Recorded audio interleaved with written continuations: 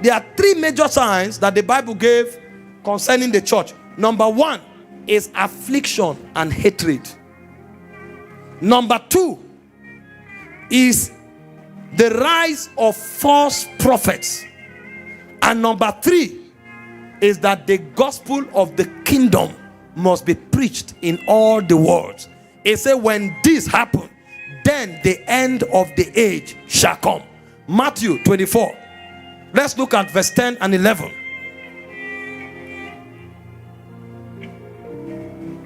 Begin from verse 9. Many Christians today think afflictions are a burden.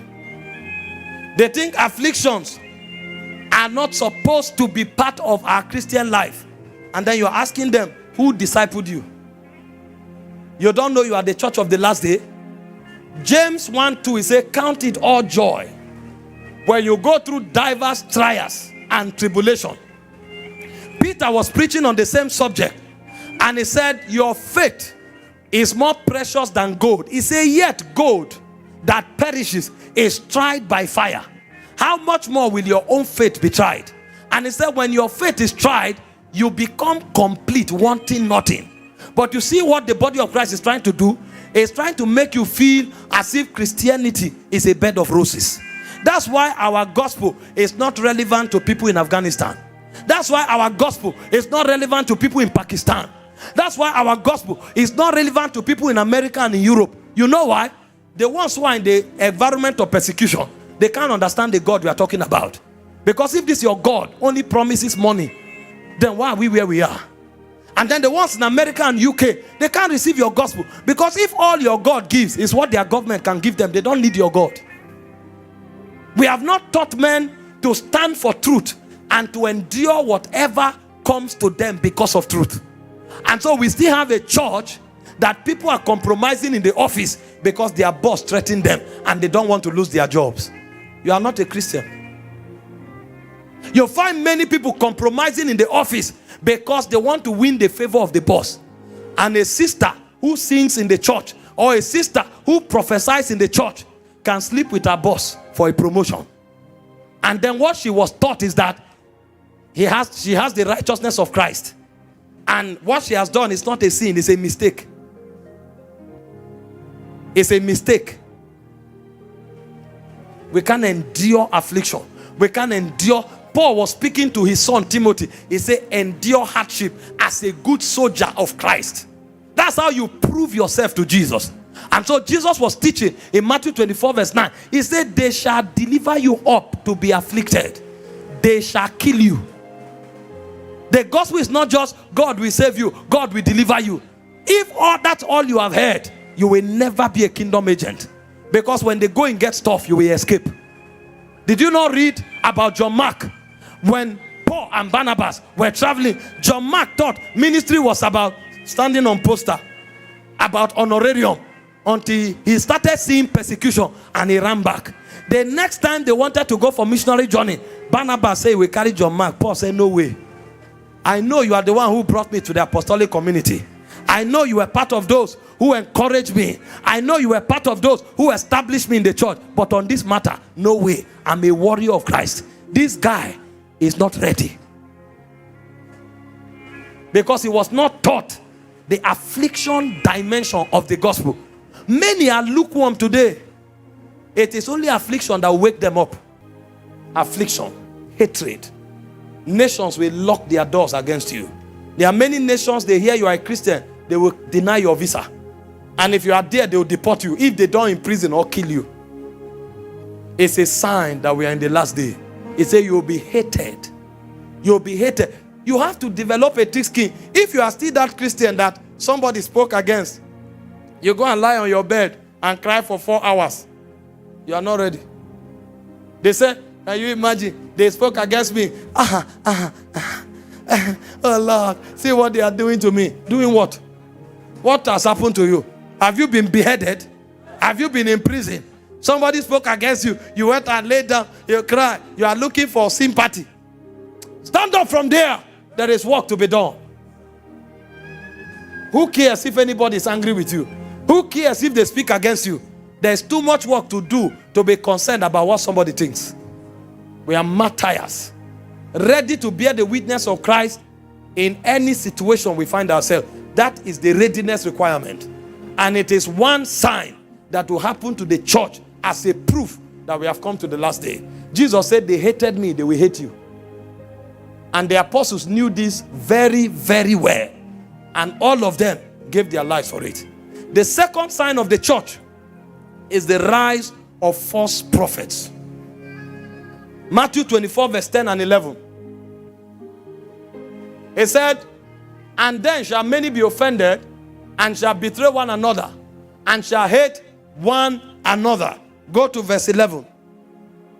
And many false prophets shall rise, and shall deceive many. So it is false prophets that will bring the delusion into the church. And let me tell you something. When we talk about false prophets, it's not about ministers who bear the title of prophet. Because many people think it's those who say they are prophet A or prophet B that we will censor and choose the ones who are genuine and choose the ones who are fake. It's not about title. Anybody who preaches or lives deception as a minister is a false prophet. Because the credential that the Bible gave there is that it said this false prophet, their job is to deceive many. So you can call yourself an apostle. If there is no truth in your mouth, and if your life is fake, you are a false prophet. There are many people today who are exaggerating a lot of things that God is not saying or doing on the altar. They say they are apostles. They are also false prophets. False prophets are not only the ones who carry the title of prophets. There are many people today, they are preaching what they are not practicing. They are also false prophets. Hope you know that one of the greatest corruption that entered the church is the gospel of materialism. Many people call it the gospel of prosperity, but it's not true, because prosperity is not wrong. Prosperity is actually holistic. Prosperity is spirit.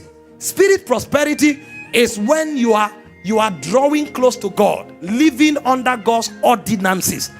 Holiness is actually spirit prosperity, a state where you are dominated by God and you are not under any demonic influence.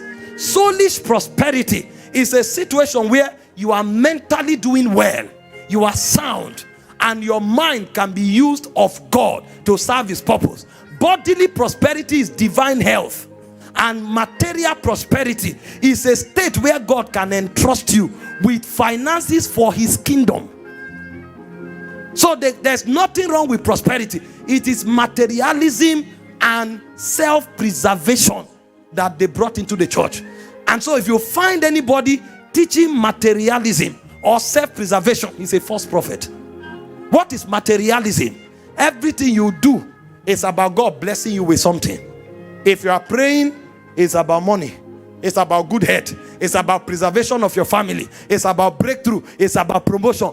Every engagement you have with God is not about God. It's not about your growth. It's about using God to meet a material need. That is what we call materialism. And when you get that material need, you begin to live in vanity. You showcase it. So you see them carry cars, they are showcasing cars. You see them carry planes, they are showcasing planes. There's nothing wrong in having a private jet for missions. But when you buy a private jet and all the seat inside is gold, and you sit down to show people that you are doing well, that's vanity. That's materialism. And so when you quote a private jet, better define what you are saying. If it is for mission, it is welcome. But if it is something that boosts your ego and makes you feel important, that's materialism. And if every engagement you carry out with God is to give you one material thing or the other, that's not the gospel of the kingdom. That's materiality. And then secondly, any message that is preached that is all about you and your benefit is called self-preservation. Do you know the people who brought this to the church? It's the apostles. Those kinds of apostles are also called false prophets. This is the corruption that came to Africa from the Western world. Fasting became about blessing. Prayer became about blessing. Give, it shall be given unto you. Everything is about you and you and you and you alone. There's nothing about God's kingdom. Somebody is looking for breakthrough. God gives him $1 million. The kingdom is not advanced. That 1 million becomes something that makes for self-aggrandizement. That is self. If you find people who advocate this or preach it, they are called false prophets. And this is why many will fall away. Because the moment God is no longer meeting their material need, they don't need God anymore. They look for another God. Because as far as they are concerned, the reason they are coming to God is not because of God, it's because of their needs. And so the third sign is that the gospel of the kingdom must be preached as a witness in all the world. Matthew 24:14.